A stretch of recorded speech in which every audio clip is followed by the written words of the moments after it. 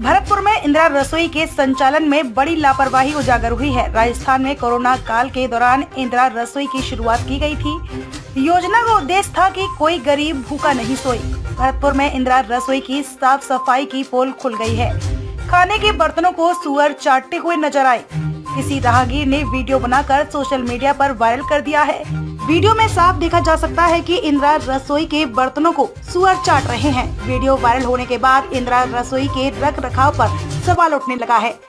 राजस्थान की कांग्रेस सरकार ने कोरोना काल में गरीबों के लिए इंदिरा रसोई की शुरुआत की थी। योजना का उद्देश्य था कि कोई गरीब भूखा नहीं सोए। इंदिरा रसोई योजना के तहत महज 8 रुपए में भरपेट खाना गरीबों को मिल जाता है। कलेक्टर पर एनजीओ को फायदा पहुंचाने का आरोप। जिला कलेक्टर आलोक रंजन पर एनजीओ को फायदा पहुंचाने का आरोप लगा है। मिनी सचिवालय के गेट पर एक गुमटी नुमा बिल्डिंग में इंदिरा रसोई का संचालन होता है। इंदिरा रसोई खुलने से पहले एक महिला को राजीविका मिशन के तहत कैंटीन चलाने की अनुमति मिली थी। राजस्थान ग्रामीण आजीविका विकास की तरफ से हेमलता नामक एक महिला को बिल्डिंग में कैंटीन खोलने की अनुमति दी गई थी। हेमलता की कैंटीन चलने लगी तो उसके तुरंत बाद ही एनजीओ संचालक रेणु सिकरवार को इंदिरा रसोई संचालित करने की अनुमति दे दी गई।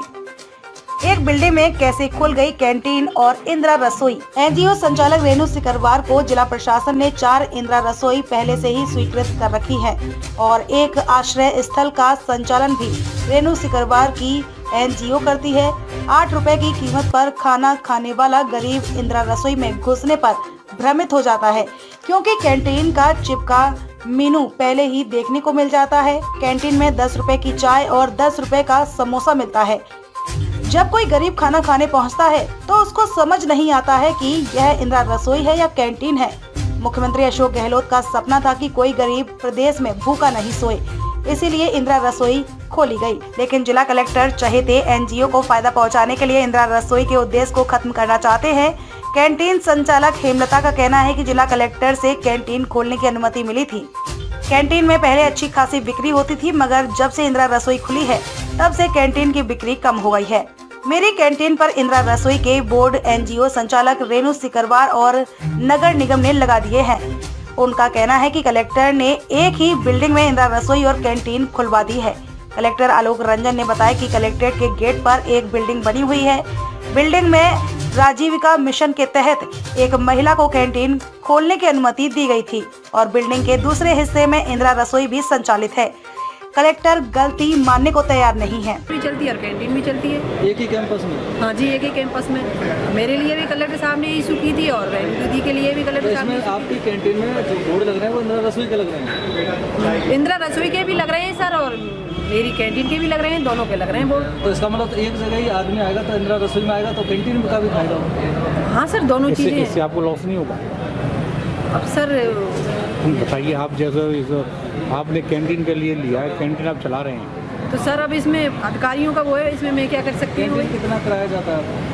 नहीं सर, किराया नहीं जाता? नहीं सर। जो जी कितने का है? 10 रुपये का है। चाय 10 की सर। ब्रेड पकौड़ा 20 रुपये का।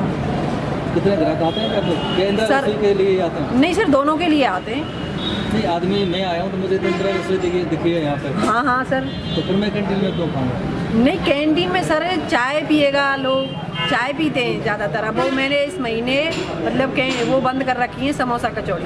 वहाँ राजीविका की कैंटीन भी चल रही है। राज्य सरकार के निर्देश थे कि जिला मुख्यालयों पर राजीविका की जो महिलाएं काम कर रही हैं उनको कैंटीन जो है खुलवानी है। चूँकि कलेक्ट्रेट में कोई नहीं था तो मेरे पास ये महिला आई थी और मैंने इनकी कैंटीन के लिए निर्देश देकर खुलवा दिया था। चूँकि वहाँ और स्थान अवेलेबल था और इंदिरा रसोई भी खुली है तो कैंटीन का कार्य होता है मुख्य रूप से चाय नाश्ता बनाना और इंदिरा रसोई अलग तरीके से चलती है। परसों मैं भोजन करने गया था, मुझे इस बात की खुशी है कि दोनों संचालक वहीं थे। मैंने इनसे पूछा भी और अच्छा किया आपने ये प्रश्न पूछा। मैं आपको बताना चाहूँगा कि जो इंदिरा रसोई है उसमें जो अचार आपको वहाँ मिलेगा खाने के लिए, वो अचार राजीविका की यही महिलाएँ बना के इनको दे रही हैं। और जो राजीविका की महिलाएं जो चाय बनाती हैं, जो 400 से 500 लोग डेली उनके पी रहे हैं, उस चाय बनाने के बीच में जब वो भोजन करती हैं तो वो इंदिरा रसोई का भोजन करती हैं। रादर देन मैंने तो इसको एक अच्छा प्रयोग माना, मुझे लगता है भरतपुर में और भी कहीं हो पाएगा तो हम प्रयास करेंगे, जिससे कि व्यक्ति सुबह का नाश्ता, दिन का खाना, रात का खाना और ये जो काम कर रहे हैं ये अपना भोजन वहाँ कर लें। तो ये रादर देन अगर आप ऐसी कोई बात बता रहे हैं तो मैं इसको पूरी तरह से खंडन करता हूँ। मैं खुद उन महिलाओं को जानता हूँ, वो यहाँ आती रहती हैं, इसलिए उनकी तरफ से ऐसी कोई शिकायत मुझे लगता है नहीं। राजस्थान स्टेट से स्टेट संवाददाता ईश्वर राज दमामी मांडा की रिपोर्ट।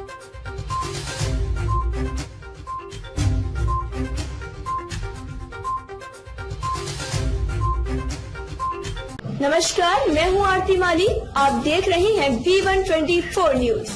चैनल को सब्सक्राइब करें और सबसे पहले खबर पाने के लिए घंटी के बटन को दबाएं।